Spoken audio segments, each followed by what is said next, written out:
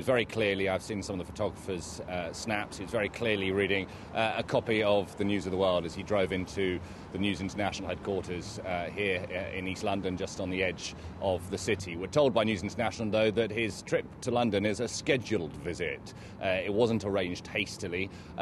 If that's to be believed, I think we can also assume, though, it's not going to be a routine visit. He is in the office on Sunday to try and sort out the crisis that has befallen News International now, because, of course, he's trying to push through this deal with BSkyB, the owners of Sky News, of course. It's a multi-million-pound deal, and really it is so important to him because newspapers are a dwindling industry now. The News International group, which publish the Times, the Sunday Times, the Sun and the News of the World, only make up around about 17% of News Corporation's entire revenue. And when you bear in mind that the News of the World was just one part of a quartet, you can kind of see the impact that it will have on the wider company.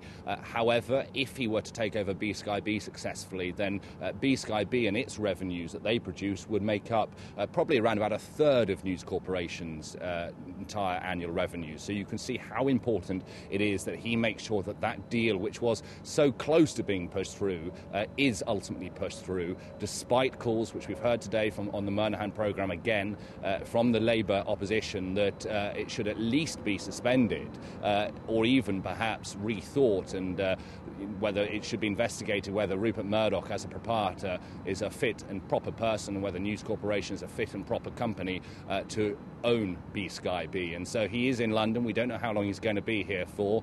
He's drawn a line under the News of the World, certainly, by closing it down, but he hasn't drawn a line under the phone hacking scandal.